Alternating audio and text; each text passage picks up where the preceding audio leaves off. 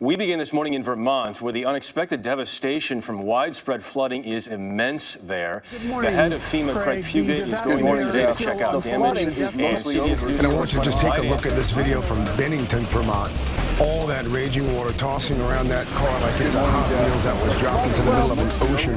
Every single major road in Vermont. The aftermath of Irene is proving far more devastating than the storm itself. This morning.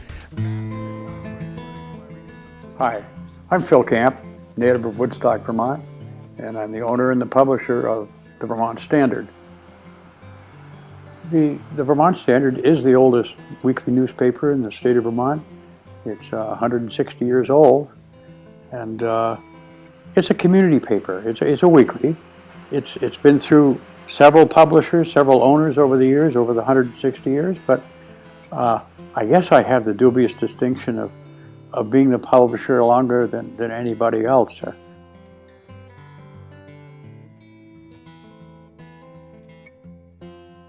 it was the last weekend of August in 2011. My wife and I were up on the coast of Maine at a family reunion. Of course, there was a lot of buzz about the incoming storm, and in fact, the Weather Channel and others were saying, oh boy, it's going to hit Maine. And so I said to my wife, I said, you know what?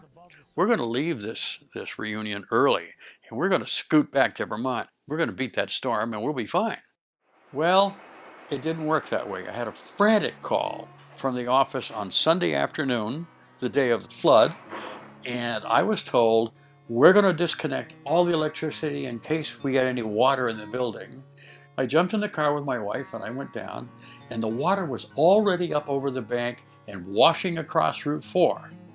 In fact, the water was so high that when I got out of my Jeep to try to get into the building, it would have swept me right off my feet, except I hung onto the door and was able to wade into the building where I thought I was going to save some equipment. The equipment was already submerged in mud and in water. I frankly nearly lost my life. My wife was screaming, so I got back outside the building as it was filling up with water, and our delivery van was there. I grabbed the keys and I drove the delivery van down the street to high ground and went back to the office to see if I could salvage anything. Well, it was impossible to do that. We already had several feet of water in the building.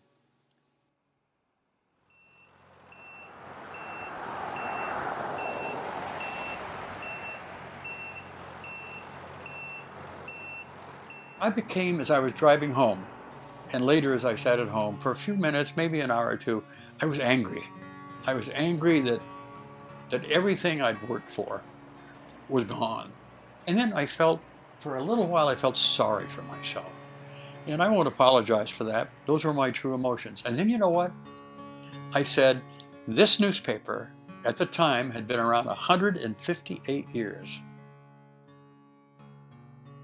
It had never, ever, in 158 years, missed publication 1 week.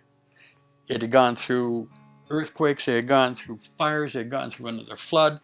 And I said, on my watch, this newspaper is not going to break that chain, that record. We came out that week with the third largest publication of the year, with 60 pages that covered the flood. And it became, beyond fear, beyond anger, it became, well, maybe the proudest day of my life.